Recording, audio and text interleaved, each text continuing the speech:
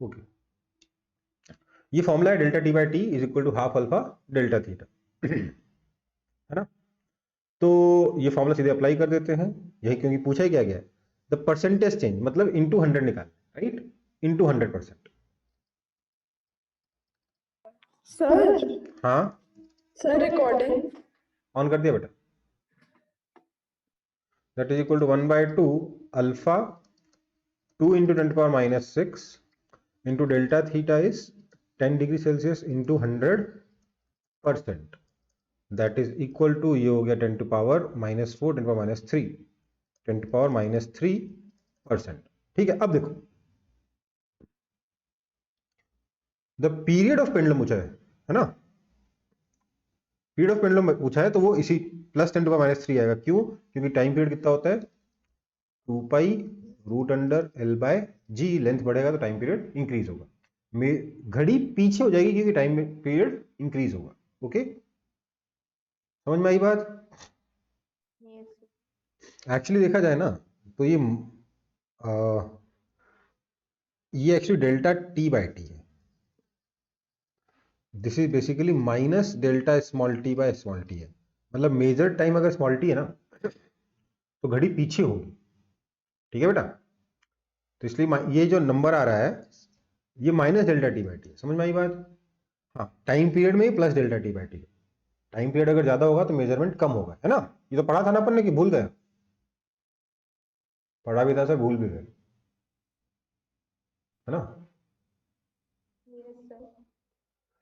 देखो time period का formula ये है ना, और मेजर टाइम कितना होता है एन टी नॉट, जहां एन क्या नंबर ऑफ ऑसिलेशन, ये जो टी मेजर्ड है ये इतना होता है, that is equal to N क्या है actual time T naught upon T number of oscillations into जो हमारा ओरिजिनल टाइम पीरियड था। इसी तरीके से मेजर करोगे ना टाइम पीरियड को, टाइम elapsed को। Yes sir. तो टी इंक्रीज होगा, टी मेजर्ड डिक्रीज होगा, इसलिए यहां पर plus delta capital T by small T है और यहां पे minus delta small T by small T है।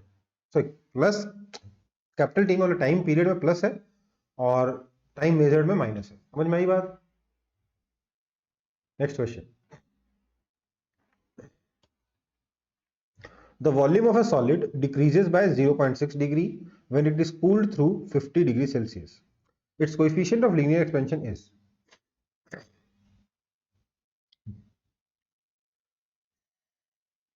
क्या है भाई? आपको बोल रहा है, आपको ये पता है ना delta V by V is equal to half gamma delta theta होगा, होगा कि नहीं?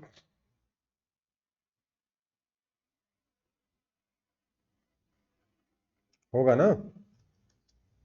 Yes sir.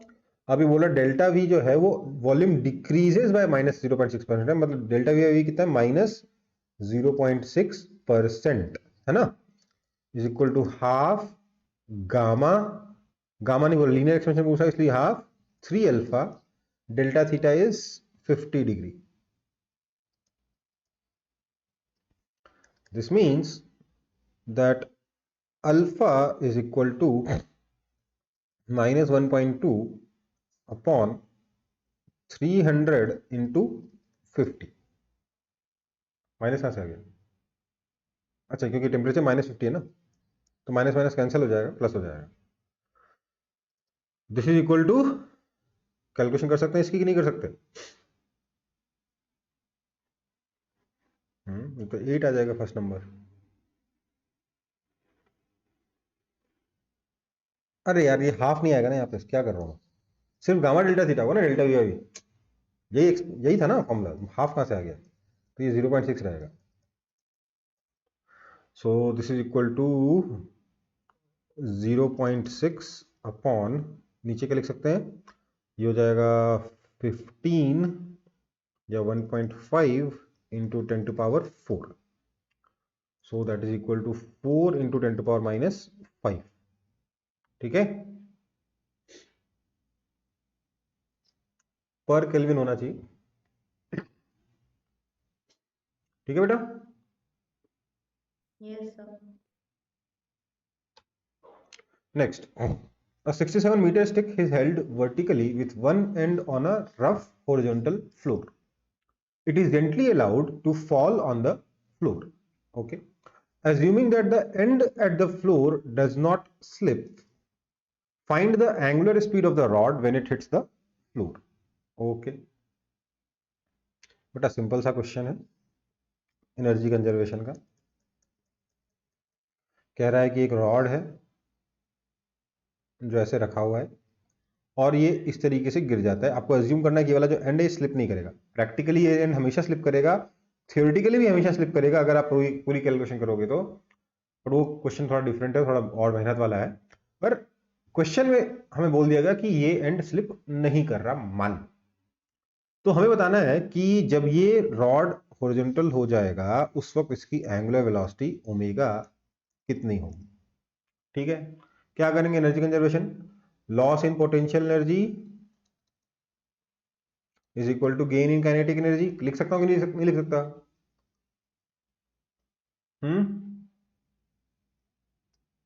Minus M G L by two is equal to gain in kinetic energy half I, क्योंकि इस पॉइंट के बाद प्योर रोटेशन हो रहा है इसलिए इस पॉइंट का what I am L square by 3 half I omega square, है ना। सो टू टू मर गए, एम एम मर गया, एक एल से एक एल भी मर गया, तो ओमेगा हो गया माइनस, लॉस था ना तो माइनस में थोड़ा लिखेंगे, हो जाएगा 3g बाय एल का रूट। ठीक है बेटा?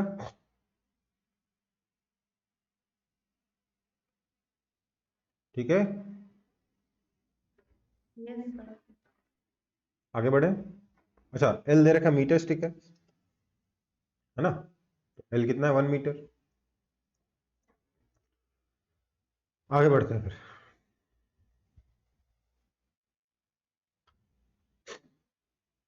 A meter stick weighing 250 gram is pivoted at its upper end in such a way that it can freely rotate with a, ठीक है भैया। A particle of mass 100 gram is attached at the upper end of the stick through a light string of length L। अच्छा, okay, ये metre stick है,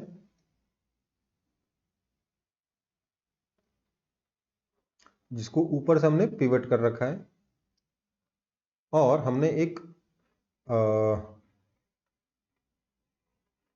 a particle of mass 100 gram is attached to the upper end of the stick through a string of length 1 meter।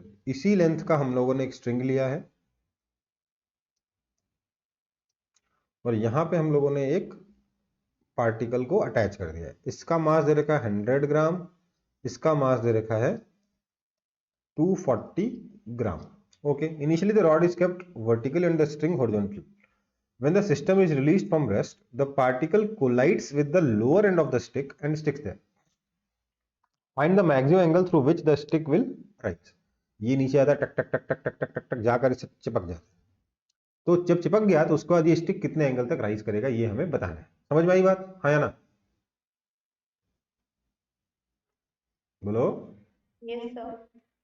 अच्छा, मेरे को यहाँ पे ये question तो हम सॉल्व कर ही लेंगे, मेरे को यहाँ पे एक इससे रिलेटेड दूसरा क्वेश्चन सॉल्व पूछना है आपसे और उसका आंसर मैं बिना किसी कैलकुलेशन के चाहता हूं। अगर ये यहां पर ये जो पार्टिकल है, ये रस्सी है, ठीक है, ये जो पार्टिकल है इसका कोलिजन इस रॉड से कंप्लीटली इलास्टिक हुआ, दोनों चिपक गए, ठीक है। इसमें ये कुछ पर्टिकुलर एंगल से घूमेगा। मैं बोलूं अगर वो कोलिजन परफेक्टली इनइलास्टिक होने की जगह परफेक्टली इलास्टिक होता तो क्या होता? तो रॉड किसी और एंगल से घूमता। मुझे बताना है इन दोनों केसेस में से, इलास्टिक और इनइलास्टिक, दोनों केसेस में से किस केस में ये जो रॉड है ये ज्यादा एंगल से रोटेट करेगा, बताइए जरा।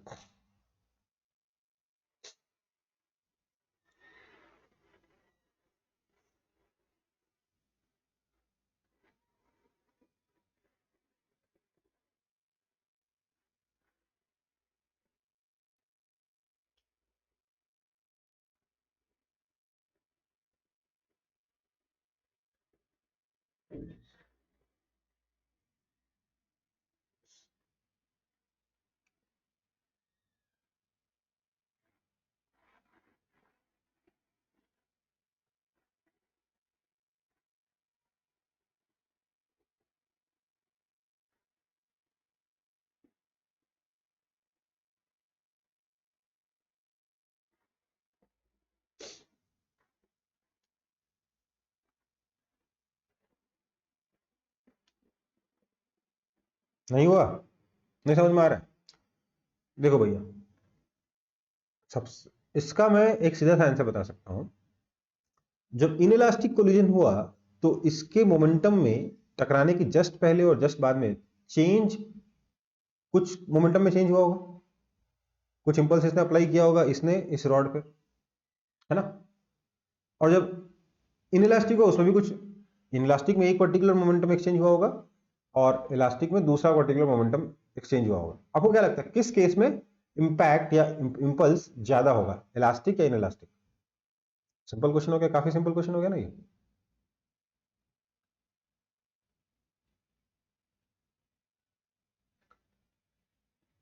देखो भाई, इलास्टिक में क्या होगा, ये एक पर्टिकुलर वेलोसिटी से आएगा, टकराने के बाद थोड़ा सा वापस पीछे जाएगा, है ना? तो इसके मोमेंटम में चेंज बड़ा होगा, और इलास्टिक केस में जाकर बस चिपक गया। इन इलास्टिक में ज्यादा चेंज इन मोमेंटम है, ज्यादा इंपल्स है, इसलिए इन इलास्टिक में इस रॉड को ज्यादा इनिशियल एंगुलर वेलोसिटी इंपार्ट होगी। ठीक है, तो दिस टेल्स अस कि रॉड को ज्यादा एंगल से घूमना चाहिए इन केस ऑफ इलास्टिक, है ना बेटा? हाँ या ना?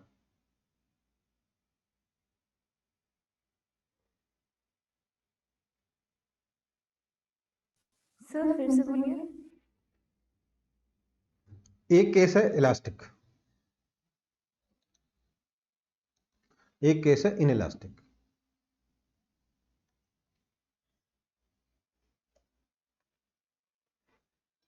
इलास्टिक में वो बॉल इधर से आई, ये पार्टिकल इधर से आया, टकराया, टकराने के बाद कुछ वेलोसिटी से वापस लौटेगा और ये कुछ वेलोसिटी से आगे जाएगा, है ना? और इनलास्टिक के केस में क्या होगा, ये बॉल ये टकराया, टकराया और यहाँ से चिपक गया और इसके साथ कुछ वेलोसिटी से आगे जाएगा, है ना? हाँ या ना? तो ये जो पार्टिकल है फर्स्ट केस में वापस लौटा, सेकंड केस में उसी डायरेक्शन में थोड़ा मोमेंटम बच गया। किस केस में मोमेंटम में चेंज ज्यादा हुआ, इलास्टिक में कि इनलास्टिक में? इस पार्टिकल के, इस पार्टिकल का।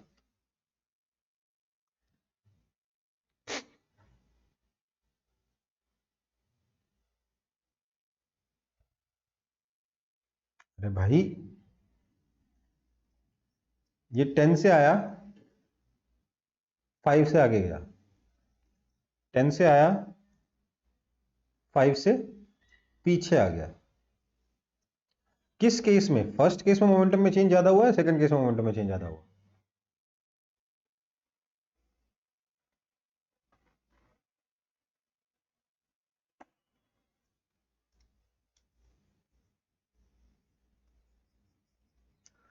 आप लोग कुछ प्रैक्टिस वैक्टिस कुछ किए नहीं हो यार पूरा साल ना। देखो भाई, पार्टिकल आया 10 से, मान लो 5 से वापस लौट गया मीटर पर सेकंड से, ठीक है? दूसरे केस में 10 की स्पीड से आया और चिपक के रॉड के साथ 5 की स्पीड से चलने लगा। आपको क्या लगता है किस केस में पार्टिकल के मोमेंटम में चेंज ज्यादा आया होगा, फर्स्ट केस में मतलब इलास्टिक केस में या इनइलास्टिक केस में?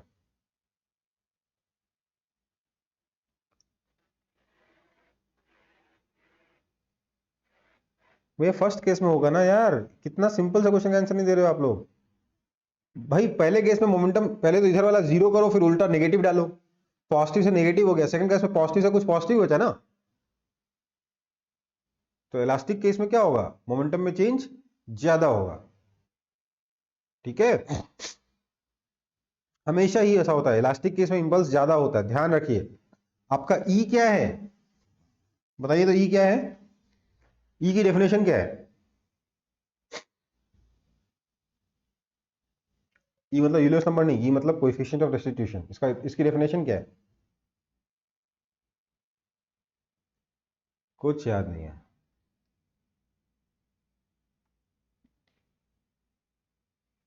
ई है आपका impulse of reformation upon impulse of deformation। ठीक है, कुछ याद नहीं आप लोगों को?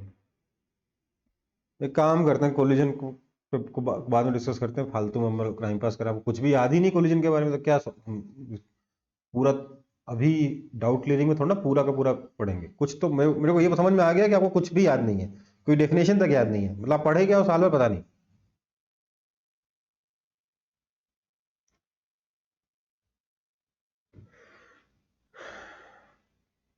कुछ बोलना है साग्निक? No sir. कुछ नहीं पढ़े हो? यस सर, पढ़े। ई की डेफिनेशन नहीं मालूम आपको? देखो भाई, इस क्वेश्चन को कैसे करेंगे, यहां से लेकर यहां तक कोई नॉन कंजर्वेटिव फोर्स नहीं है, तो यहां से लेकर यहां तक बॉल जब, ये बॉल जब यहां से यहां पहुंची है, इस मोमेंट तक आप एनर्जी कंजर्वेशन लगा सकते हो। लगा सकते हो कि नहीं, बोलो। लगा सकते हो। उससे ही पता चल जाएगा कि ये कितनी वेलोसिटी जाके रॉड से टकराएगा। इसको मैं v1 कह देता हूं। तो v1 हो जाएगा अंडर रूट ऑफ 2gl, आया ना? एनर्जी कंजर्वेशन सीधे यही आ जाएगा। इसके बाद ये आके चिपक गया इससे, जब चिपक गया तो दोनों कॉमन एंगुलर वेलोसिटी ओमेगा से निकल पड़े। तो ये ओमेगा कैसे निकलेगा, यहां से यहां के बीच में एनर्जी कंजर्वेशन लगाया, इसके बाद क्या करूंगा, इस पॉइंट के अबाउट कोई सिस्टम पे नेट टॉर्क है ही नहीं, कोई एक्सटर्नल फोर्स है ही नहीं जो इस पॉइंट के अबाउट नेट टॉर्क लगाए, हाँ या ना? ड्यूरिंग कोलिजन क्या होगा, कोई टॉर्क लगा नहीं रहा, इसलिए क्या होगा, एंगुलर मोमेंटम कंजर्वेशन। ये था एनर्जी, फिर एंगुलर मोमेंटम की इक्वेशन बनाएंगे, क्या बोलेंगे, L1 is equal to I omega. This implies L1 कितना है, R इंटू एम वी, तो L into M V1 is equal to I, कितना हो जाएगा, रॉड का मोमेंट ऑफ इनर्शिया प्लस ये भी चिपक गया, तो ये भी रिजिड बॉडी का सिस्टम हो चुका है, तो ये हो जाएगा, इसको कैपिटल एम बोल देते हैं, इसको स्मॉल एम बोल देते हैं। That is equal to capital M L square by 3 plus small M L square times omega, omega not कर दिया, ठीक है। So I have that omega not is equal to 3mv1 upon capital M L plus 3 small M L, ये आपका omega not आ गया, या फिर 3 small M upon capital M plus 3m into v1 by L. v1 अपने पास है ही, ये omega not आ चुका है। इसके बाद अब ये दोनों चिपक कर साथ में एंगुलर वेलोसिटी ओमेगा नॉट से जा रहे हैं, और ये ऐसे आगे जाके यहां पर कहीं जाके रुक जाएंगे। यहां से लेकर यहां तक के बीच में कोई भी नॉन कंजर्वेटिव फोर्स नहीं है, इसलिए फिर से एनर्जी कंजर्वेशन लगाएंगे, ठीक है बेटा। तो क्या हो गया, मैंने एक बकेट वाला क्वेश्चन कराया था आपसे क्लास में, बकेट आता है, पानी भरता आगे चला जाता है, ऐसे ही बिल्कुल सेम। यहाँ पे रॉड से टकराया, वहां पे नीचे पानी का कुछ मास उठा के बकेट आगे चला जाता है, सेम क्वेश्चन है। क्या हुआ, energy conservation, angular momentum conservation, then again energy conservation. इसके आगे का पार्ट खुद से कर लोगे कि नहीं कर लोगे?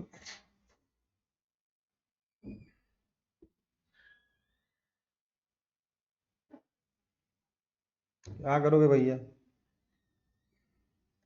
Half I omega naught square जो यहां पर आ गया energy, that has to be equal to यहां का पोटेंशियल एनर्जी होगी, काइनेटिक एनर्जी जीरो हो जाएगी मैक्सिमम एंगल पर, that has to be equal to यहां की पोटेंशियल एनर्जी कितनी हो जाएगी, मतलब बेसिकली पोटेंशियल एनर्जी कितनी हो जाएगी, पोटेंशियल एनर्जी में इंक्रीज कितना होगा।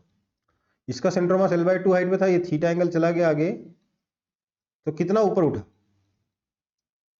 L capital M G into L/2 into 1 minus cos theta से उठा। कैलकुलेट करके देखो यहां तक पहुंच सकते हो कि नहीं पहुंच सकते हो। रॉड का सेंटर ऑफ मास अगर रॉड थीटा एंगल से घूमेगा तो कितनी हाइट से रॉड का सेंटर मास ऊपर उठेगा, निकालिए जरा। अभी इक्वेशन पूरी बनी नहीं है, सिर्फ रॉड का बात हुआ है।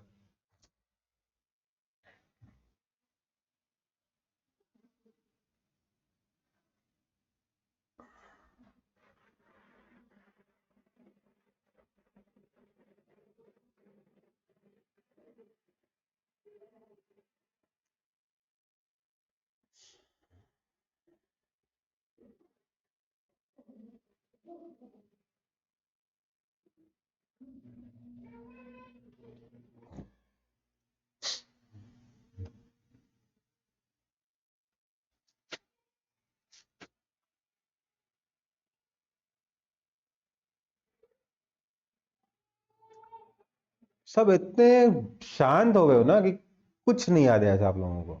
ये कैलकुलेट नहीं कर सकते हो आप लोग कि सेंटर ऑफ मास की हाइट कितनी से इंक्रीज होगी अगर रॉड थीटा एंगल से घूमेगा तो।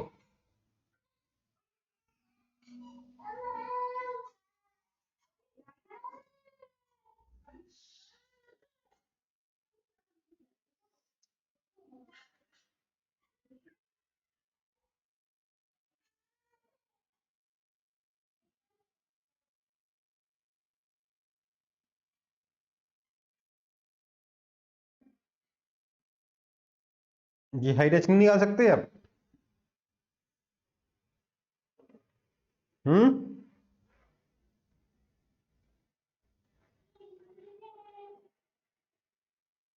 अगर ये नहीं निकाल सकते तो इसका आगे सॉल्व कराने का कोई मतलब ही नहीं है। ये नंबर ऐसे ही आएगा। ये L/2 था, ये L/2 है तो ये हो गया L/2 cos थीटा पूरा L/2 माइनस ये L/2 cos theta is equal to small h। So L/2 into 1 minus cos theta is small h। और जो पार्टिकल था जो नीचे चिपका था वो यहां से यहां पहुंचा तो इसकी हाइट में चेंज कितना हो जाएगा L minus L cos theta. So L into 1 minus cos theta. ठीक है, तो इसको इस इक्वेशन को सॉल्व करके आपको थीटा मिलेगा। कैलकुलेशन है, खुद से कर सकते हो। ठीक है बेटा।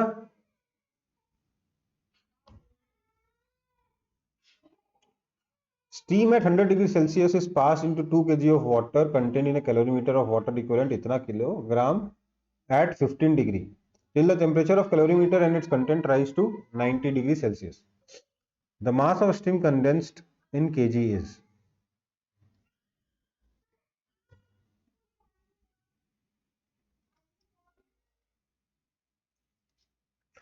देखो भाई,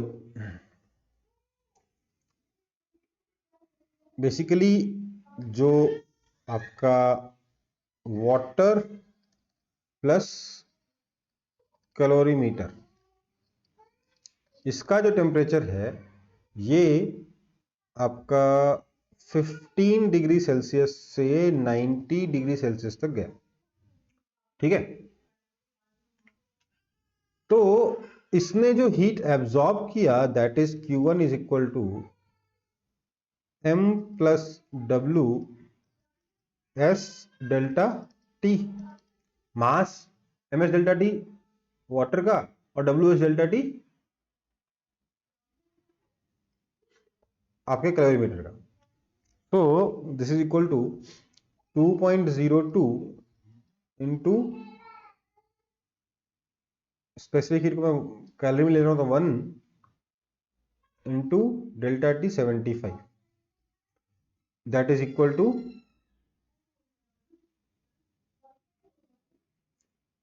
151.5 किलो कैलोरी। इतना हीट यहां पर एब्जॉर्ब हुआ है। ये हीट कहां से मिली है तो स्टीम से मिली है। स्टीम ने क्या किया, स्टीम जो 100 डिग्री सेल्सियस पे था ये कंडेंस होके गया 100 डिग्री सेल्सियस वाटर और क्योंकि बाकी जगह टेम्परेचर 90 डिग्री है तो ये और ठंडा होके 90 डिग्री सेल्सियस का वाटर बना देगा, है ना। तो इसमें जो हीट इसको इसने रिलीज करी that Q2 is equal to ml that is m into latent heat of vaporization plus यहां से यहां के लिए m into specific heat of water into delta T is 10। सिर्फ मैग्नीट्यूड लिख रहा हूं क्योंकि हीट रिलीज के बारे में बात कर रहे हैं ना, इससे मैग्नीट्यूड लिख दिया। तो that is equal to small m into latent heat of vaporization कितना होता है पानी का 540 किलो कैलोरी पर kg plus specific heat of water 1 into 10 that is equal to 550 m kilo calorie. ठीक है, तो इसने जो हीट एब्जॉर्ब करी है that has to be equal to heat release by this तो 550m इज इक्वल टू 151.5। सो इसका आंसर आ रहा है ये। ठीक है,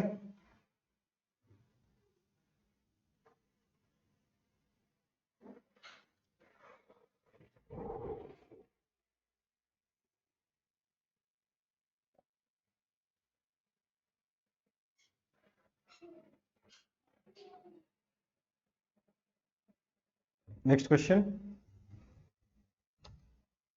A uniform rod pivoted at its upper end hangs vertically. It is displaced through an angle of 60 degrees Celsius and then released. Find the magnitude of force acting on a particle of mass dm at the tip of the rod when the rod makes an angle of 37 degree with the vertical.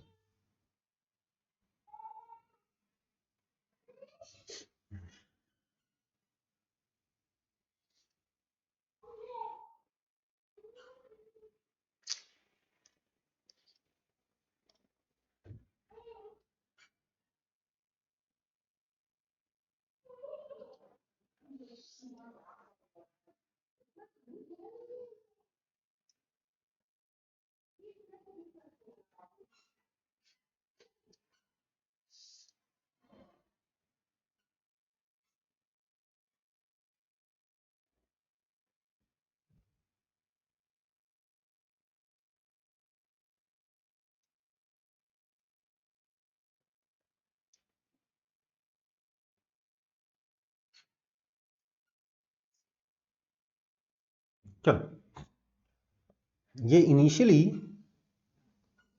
60 degree का angle बना रहा था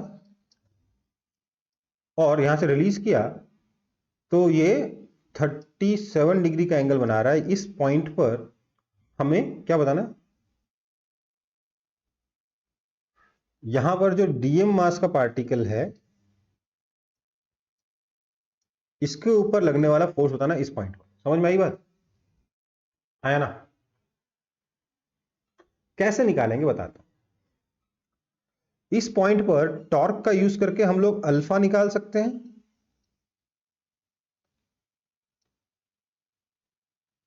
हाँ या ना?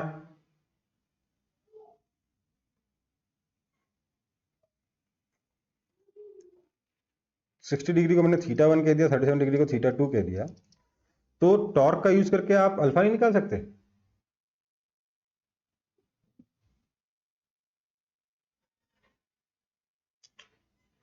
Centre of मास पे mg लग रहा है, ठीक है,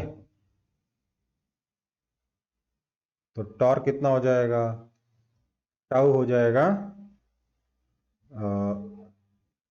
r perpendicular into mg, that is L/2 sine theta 2 into mg, ये टॉर्क हो जाएगा। This has to be equal to ml²/3 into alpha. So इससे हमें अल्फा मिल जाएगा। समझ में आई बात? ठीक है बेटा।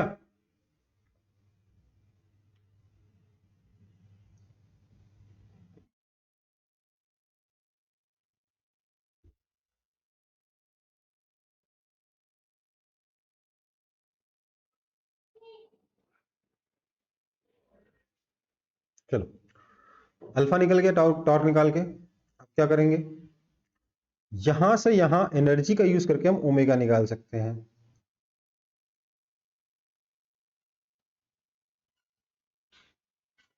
क्या करेंगे, loss in potential energy is equal to gain in kinetic energy.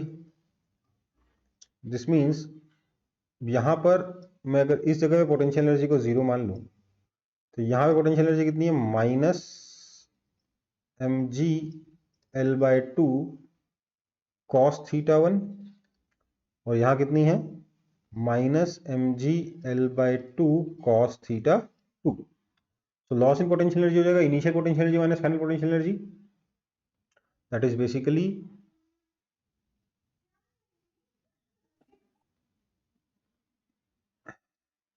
mg/L/2 into cos θ2 minus cos θ1। That is equal to gaining kinetic energy, final kinetic energy है, इनिशियल तो काइनेटिक एनर्जी जीरो ही है, तो that is equal to half I is ml square by 3 into omega square, half I omega square. समझ में आई बात? तो अल्फा आ गया, ओमेगा आ गया, है ना? आया कि नहीं आया बोलो? Yes, sir. अब वो जो डीएम मास का पार्टिकल है इसके पास दो एक्सेलरेशन है, एक है tangential acceleration, this a tangential is equal to alpha l, और दूसरा है radial acceleration, this a radial is equal to omega square l, है ना? सो यहां से मेरे को ओमेगा स्क्वायर पता ही है, इनफैक्ट ओमेगा स्क्वायर एल निकल जाएगा सीधे, क्योंकि एक एल कैंसिल हो जाएगा, एम कैंसिल हो जाएगा, है ना? सो मेरे पास दोनों एक्सेलरेशन है, तो फोर्स कितना हो जाएगा, डीएम या डीएफ हो जाएगा ना, डीएम पास में dm into under root of a tangential square plus a radial square, जहां आप इन सबकी वैल्यू निकाल के कल सब्स्टिट्यूट कर सकते हो। समझ में आई बात, हाँ या ना?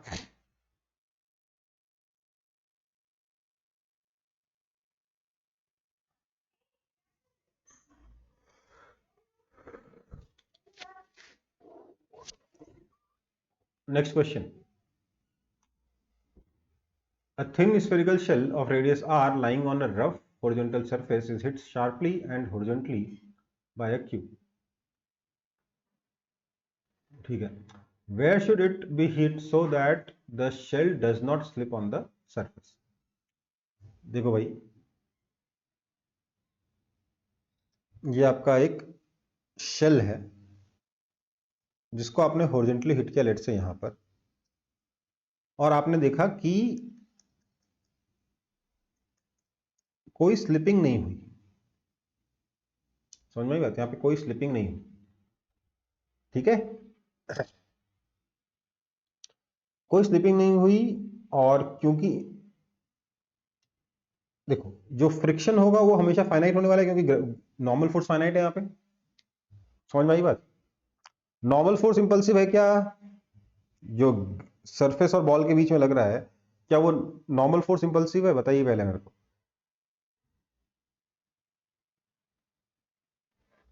जैसे तो इंपल्स दिया है आपके क्यू ने, बेसिकली ये बिलियर्ड्स खेलने की बात कर रहा है, ठीक है ना? जैसे तो इंपल्स आई लगाया इस क्यू ने, मुझे ये बताइए नीचे जो सरफेस नॉर्मल फोर्स लगा रहा है इस बॉल के ऊपर, क्या वो इंपल्सिव है या नॉन इंपल्सिव है?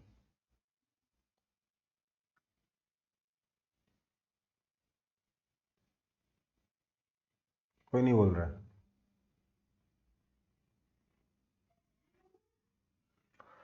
बेटा वो नॉन इंपल्सिव है, क्योंकि वर्टिकल डायरेक्शन में कोई और इंपल्सिव फोर्स लग ही नहीं रहा, ठीक है? ओके, सो यहां पर नॉन इंपल्सिव नॉर्मल फोर्स है, इसलिए फ्रिक्शन भी नॉन इंपल्सिव है। तो इस इंपल्सिव फोर्स आई के कंपैरिजन में बाकी सबका टॉर्क वगैरह जो भी है सब निग्लिजिबल हो जाएगा। तो अगर हम इस इंपल्स के बारे में बात करें तो हमें ना फ्रिक्शन के बारे में बात करना चाहिए, ना नॉर्मल के बारे में बात करना चाहिए, ना किसी और चीज के बारे में बात करना चाहिए, ठीक है? सो यहाँ पे हमने इंपल्स लगाया आई, और हमें बोल रहा है बॉटम मोस्ट पॉइंट पे कोई स्लिपिंग नहीं हुई, मतलब कि बॉटम मोस्ट पॉइंट पे कोई फ्रिक्शन भी एक्ट नहीं किया, क्योंकि इस इंपल्स के टॉर्क को कोई सिंपल फोर्स बैलेंस नहीं कर सकता, उससे कंपेयर नहीं कर सकता, इसलिए फ्रिक्शन जो है वो लगा ही नहीं इफेक्टिवली, ठीक है? हमें फ्रिक्शन को इग्नोर करके इस क्वेश्चन को सॉल्व करना होगा इस क्वेश्चन के लिए। तो इंपल्स आई लगा, तो हमें बताना है कि ये इंपल्स आई कहां पर हो। मान लेते हैं ये हाइट h है, ये हाइट h कितनी हो, अगर इसका रेडियस r है तो ये हाइट h कितना हो, सो दैट ये जो इंपल्स है और ये नीचे फ्रिक्शन बिल्कुल भी ना आए। ठीक है भाई, बहुत अच्छी बात है, नीचे कोई स्लिपिंग ना हो। तो बेसिकली आपका जो जे वेक्टर है, ये तो इंपल्स वेक्टर है, जे क्या है? Angular impulse. ये कितना हो जाएगा? एच आई, है ना? है ना? ये आपका इंपल्स है, ये आई आपका इंपल्स है, और जे आपका एंगुलर इंपल्स है। तो बोल सकता हूं आई तो सिंपली सर एम वी हो जाएगा, अगर इसका मास एम है, उसकी वेलोसिटी इंपल्स उसका मान लेते वी होती है, तो आई तो सिंपली एम वी हो जाएगा। और जे जो है वो एच आई है, ये वैल्यू किसके बराबर लेगा? This will be equal to angular momentum, that is equal to centre of mass के रिस्पेक्ट में टॉर्क लिखा है तो सेंटर ऑफ मास के रिस्पेक्ट में एंगुलर मोमेंटम लिखेंगे, that is equal to 2/3 mr²।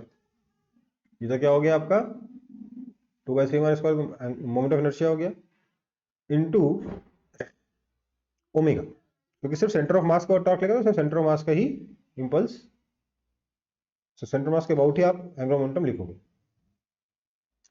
So this implies HI is equal to mr² omega 2/3। ठीक है, ये दो इक्वेशन बन गई है ना।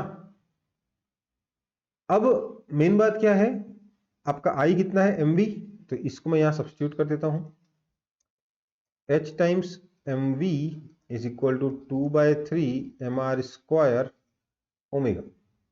सो m से m चला गया, this implies h is equal to 2 omega r² by 3v. Now because there is no slipping, v is equal to omega r, so 2 omega r² upon 3 omega r, एक r ने एक r मार दिया, omega ने omega मार दिया, so this is equal to 2r by 3। समझ में आई बात है ना। Yes, sir.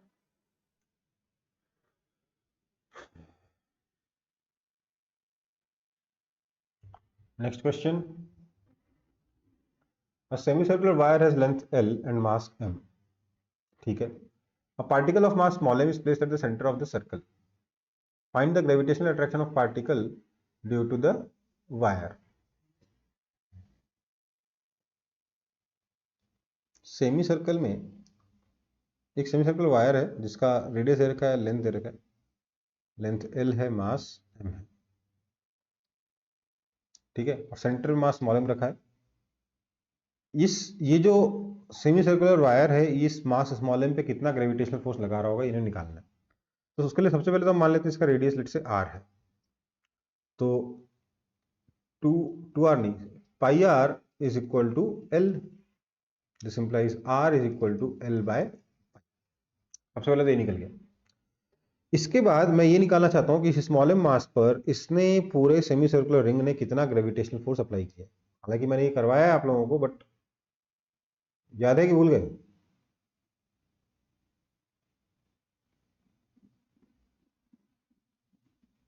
मेरे को इनफैक्ट ये आर वार निकाल, चलो ठीक है। आपका जो फोर्स निकालना होगा उसके लिए क्या करना होगा, यहां से थीटा एंगल पे गए, डी थीटा एंगल का ये स्ट्रिप काटा, यहाँ पर डीएम मास निकाला, डीएम मास की वजह से फोर्स निकाला, उस फोर्स का दो कंपोनेंट किया, सिर्फ वर्टिकल कंपोनेंट को इंटीग्रेट करके आंसर मिल जाएगा। समझ में आ रही बात, ये किया हुआ अपन लोगों ने पूरा अच्छा खासा। जो फोर्स आता है वो फोर्स होता है small m into 2g lambda by r, that is equal to small m into 2g upon r is l by pi upon into lambda क्या है, mass per unit length, that is m by l, mass into gravitational field मैंने शायद हो सकता कराया, हो सकता नहीं भी कराया, बट आपको इंटीग्रेट करके निकालना पड़ता है। ठीक है, so that is equal to 2 pi g capital M small m by l square. ठीक है,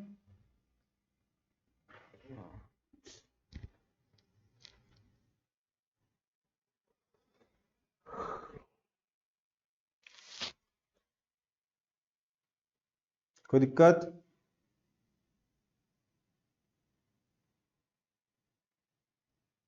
No, sir. आगे बढ़ते हैं। A uniform wheel of radius r is set into rotation about its axis at an angular speed omega. This rotating wheel is now placed on a rough horizontal surface with its axis horizontal. Because of friction at the contact, the wheel accelerates forward and its rotation decelerates till the wheel starts pure rolling on the surface. Find the linear speed of wheel after it starts pure rolling. क्या बोल रहे हैं? A uniform wheel of radius r is set into rotation about its axis at an angular speed omega. wheel of radius r set into rotation about its axis at an angular speed omega. ठीक है, this rotating wheel is now placed on a rough horizontal surface with its axis horizontal. Because of friction at the contact, the wheel accelerates forward and its rotation decelerates till the wheel starts. ठीक है यार, find the linear speed of the wheel after it starts pure rolling. बेटा ये question तो किया हुआ है ना अपन ने। व्हील का मतलब आपको क्या मानना है, कुछ और दे नहीं रखा तो इसको रिंग मानना है। ठीक है, समझ में आई बात?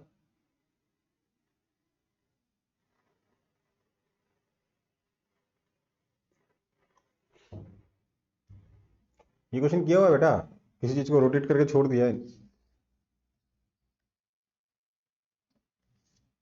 थोड़ी देर बाद ये वेलोसिटी v और ओमेगा से घूमने लग जाता है। सच ये प्योर रोलिंग है, पहले इम्परफेक्ट रोलिंग है, वेलोसिटी 0 है और उसके बाद यहाँ पहुंच गए। तो हमें ये v कितना निकालना है और ओमेगा कितना ये निकालना है जब प्योर रोलिंग शुरू हो गई तब। ठीक है, क्वेश्चन किया हुआ है क्लास में।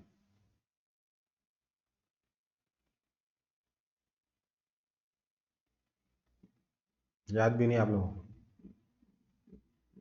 इस क्वेश्चन के लिए आप सीधे सीधे इस पॉइंट के अबाउट एंगुलर मोमेंटम, इस एक्सिस का एंगुलर मोमेंटम कंजर्वेशन लगा सकते हो। ठीक है, क्योंकि कोई टॉर्क तो है नहीं, mg को नॉर्मल ने बैलेंस कर दिया। ठीक है, और फ्रिक्शन का टॉर्क लगा ही नहीं इसके ऊपर। ठीक है, फ्रिक्शन इसमें आगे लगेगा, मुझे पता है फ्रिक्शन आगे लगेगा, पर अरे यार। ठीक है, चलो ये वाला हो गया है question.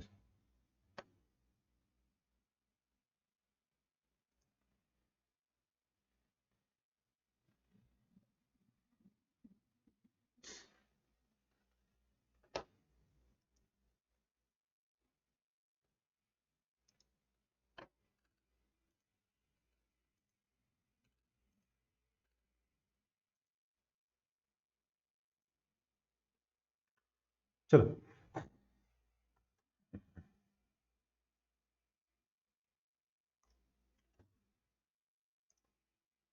a thin spherical shell lying on a rough horizontal surface is hit by a cue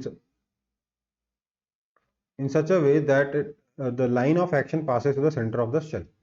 As a result, the shell starts moving in linear with, ठीक है, without any initial angular velocity. Find the linear speed of the shell. बेटा वही same question है, इस बार क्या किया है, initial angular momentum देने के बजाय इनिशियल वेलोसिटी दे दी है। आपका व्हील की जगह इस बार शेल है। ठीक है, तो यहाँ पर आकर इसको वी नॉट बोल देते हैं, यहाँ पे जाके इसकी वेलोसिटी वी हो गई, एंगुलर वेलोसिटी ओमेगा हो गई। हमें ये दोनों चीजें निकालनी है। क्या कर सकते हो, फिर से इस पॉइंट के बाद एंगुलर मोमेंटम कंजर्वेशन लगा दोगे, काम हो जाएगा। ठीक है बेटा, एंगुलर मोमेंटम कैसे निकालोगे, angular momentum of centre of mass plus angular momentum with respect to centre of mass. ठीक है, next question. A hollow sphere of radius r lies on a smooth horizontal surface. Hollow sphere of radius r lies on a smooth horizontal surface. It is pulled by a horizontal force acting tangentially from the highest point. ठीक है, एक hollow sphere है जिसका radius r दे दिया है, lies on a smooth horizontal surface दे दिया, it is pulled by a horizontal force acting tangentially from the highest point. Okay. Find the distance traveled by the sphere during the time it takes one full rotation.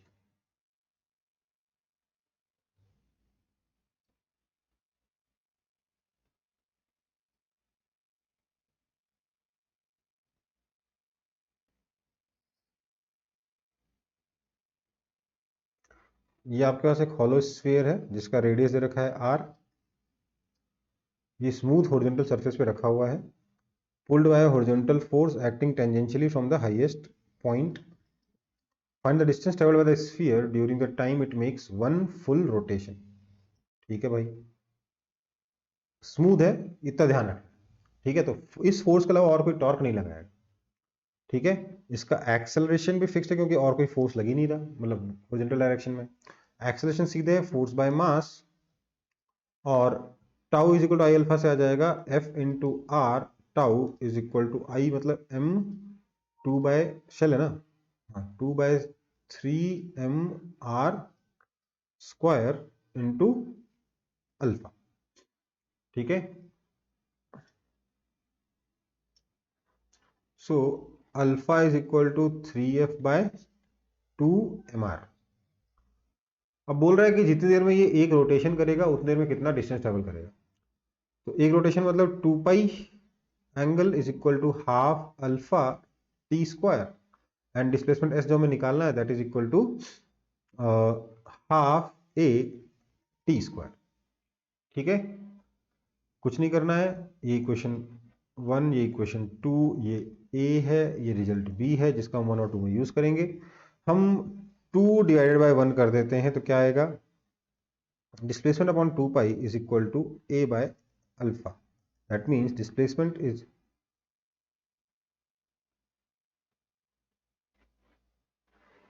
चलो, so displacement is equal to 2 pi into A by alpha, that is equal to 2 pi into 2r/3।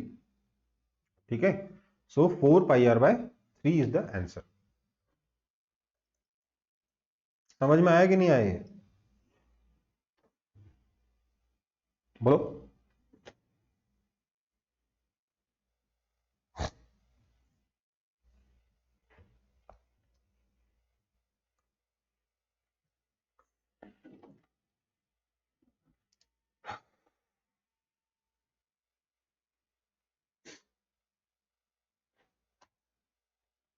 चलो भाई अगला अगला question देख लेते हैं। A uniform rod of length L lies on a smooth horizontal table.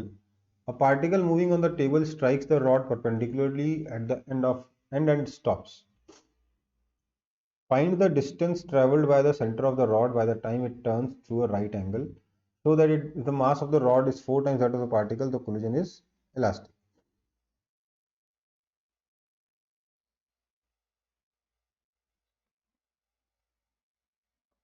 देखो इसका मास कैपिटल एम मान लेते हैं, लेंथ एल है, एक पार्टिकल है स्मॉल एम मास का, मान लेते हैं वेलोसिटी u से आया, टकराने के बाद ये रुक गया।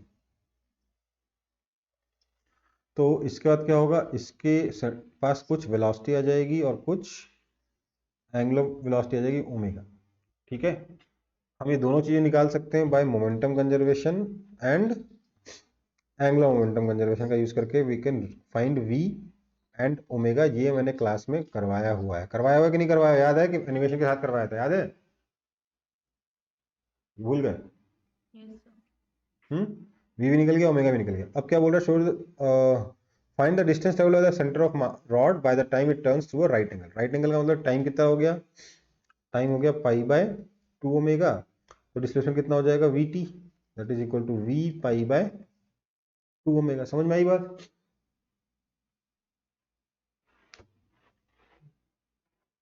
सेकंड पार्ट में बोला so that it's mass, so that the mass of rod is 4 times that of the particle, the collision is elastic. बोला अगर कैपिटल एम को मैं 4m मान लूं तो मुझे ये प्रूफ करना है कि जो कोलिजन है वो इलास्टिक। तो बेसिकली आप कैपिटल एम टर्म से निकाल चुके हो, कैपिटल एम को 4 स्मॉल एम होना है, कैपिटल एम को 4 स्मॉल एम सब्स्टिट्यूट कर दो, उससे आपका कुछ v आएगा कुछ ओमेगा आएगा। ठीक है, v1 मान लेते हो v1 है और ओमेगा 1 है। उस केस में हमें ये प्रूफ करना है कि ये जो कोलिजन है वो इलास्टिक है। मतलब क्या बताना है, velocity of separation is equal to velocity of approach. Velocity of approach कितना था u, वेलोसिटी ऑफ सेपरेशन कितना हो जाएगा, ये रेस्ट पे आ गया तो उसकी वेलोसिटी कितनी है v प्लस ओमेगा l/2। समझ में आई बात? इस पॉइंट की वेलोसिटी कितनी हो जाएगी v प्लस ओमेगा l/2 या v1 प्लस ओमेगा 1 l/2। समझ में आया? तो आपको बस v1 ओमेगा 1 निकालना होगा। अगर आप जिस तरीके से आपने यहाँ v ओमेगा निकाला है उसी में आपको बस capital M is equal to 4 small m डाल के v1 और ओमेगा 1 निकाल देना है। v1 प्लस ओमेगा 1 l/2 अगर u के बराबर हो गया तो मतलब आपने प्रूफ कर दिया जो क्वेश्चन में प्रूफ करने के लिए कहा गया है। समझ में आया कि नहीं आया? एक बार क्वेश्चन दोबारा पढ़ लो अगर नहीं समझ में आया तो।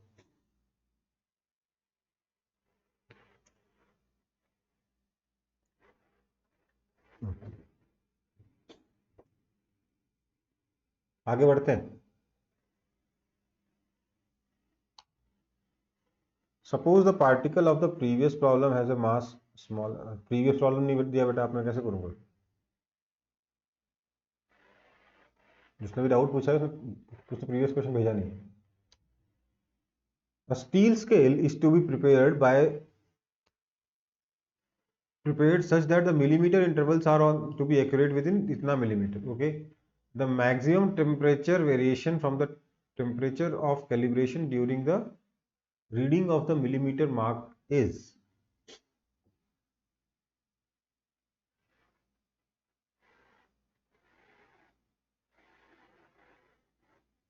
देखो भाई सीधी सी बात है, 1 मिलीमीटर अल्फा डेल्टा टी, ये जो चेंज आ रहा है लेंथ ऑफ 1 मिलीमीटर में, this should be less than equal to this.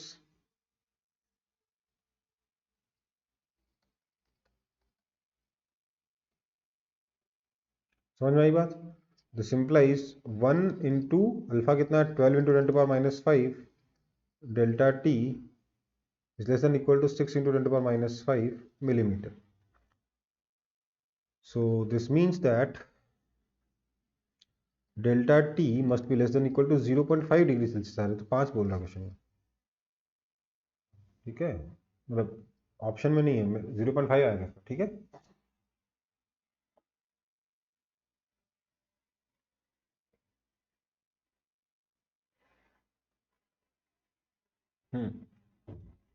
अच्छा 10 टू माइनस 6 है, ओके, तो ये 5 डिग्री आ जाएगा। Option 3 is the correct answer. मेरे को चश्मा लगा लेना चाहिए। आगे बढ़े? Yes, sir. ओके वाला,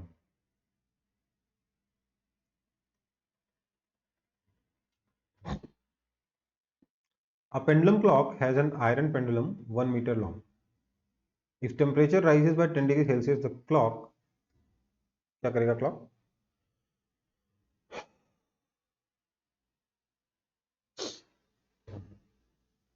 देखो भाई, अगर टेम्परेचर राइज करेगा तो लूज करता है, क्यों? आपको पता है ये delta T by T is equal to minus half alpha delta theta होता है। This implies delta T is equal to minus half into alpha कितना है, 10 to power minus 5 into delta theta कितना है, 10 इंटू टी कितना है, 86,400 seconds, ठीक है। So that is equal to minus 43200 point यहाँ लग जाएगा, ठीक है ना, रिकॉर्ड दिखाएगा, ठीक है। तो माइनस 4.32 सेकंड मतलब will lose 4.32 seconds every day, ठीक है बेटा।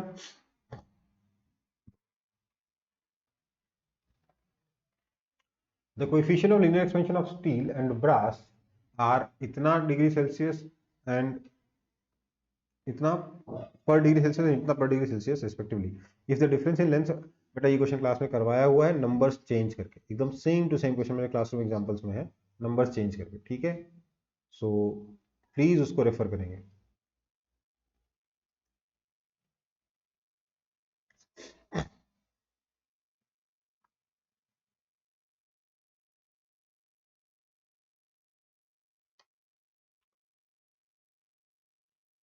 Two small bodies of mass 10 kg and 20 kg are kept at a distance of 1 meter apart and released, ठीक है। Assuming that only mutual gravitation को, ठीक है यार, find the speed of the particle when the separation decreases to 0.5 meter। बेटा सीधा energy conservation है, U initial plus K initial is equal to U final plus K final, minus G capital M small m by R not plus K initial 0 is equal to minus G capital M small m by R1 plus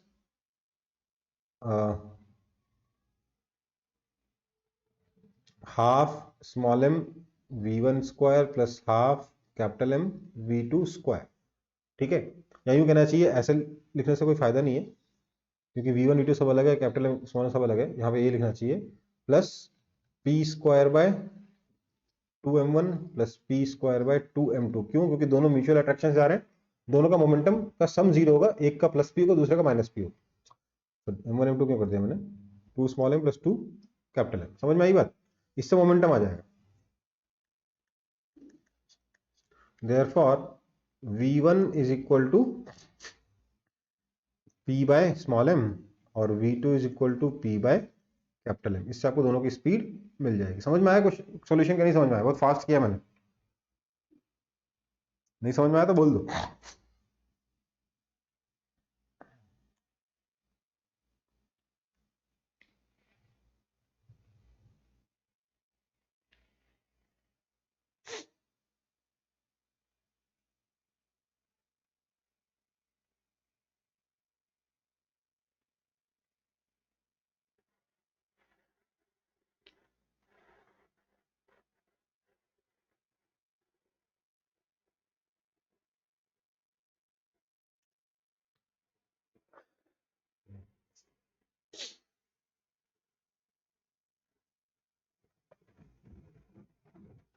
आगे बढ़े, Yes, sir. चलो। 1 kg of ice at 0 degree Celsius is mixed with 1 kg of water at 10 degree centigrade. Ice at 0 degree is mixed with water at 10 degree. The resulting temperatures will be 0 degree होगा। दिमाग लगाने वाली क्या बात है इसमें, ये तो एकदम वो है ना।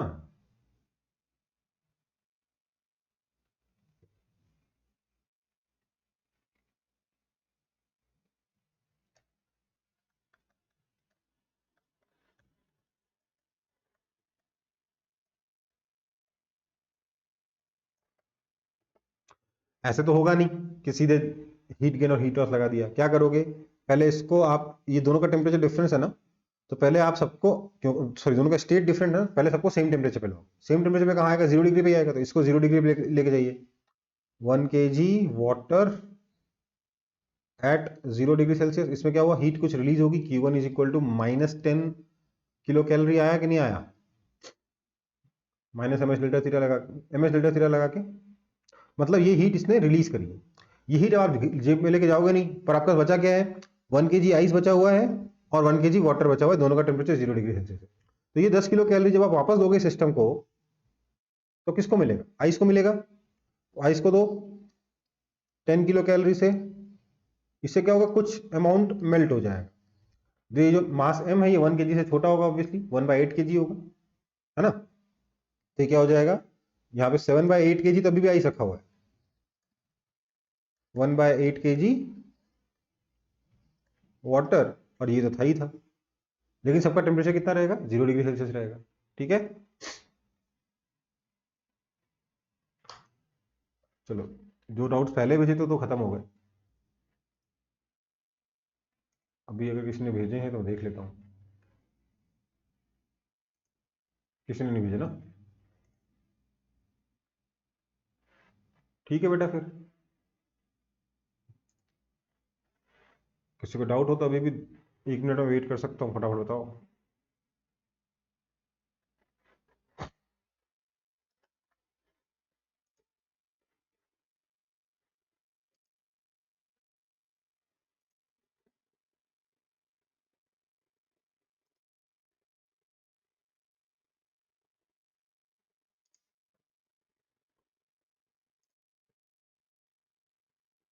ठीक है, फिर क्लास खत्म करते हैं, ओके बेटा।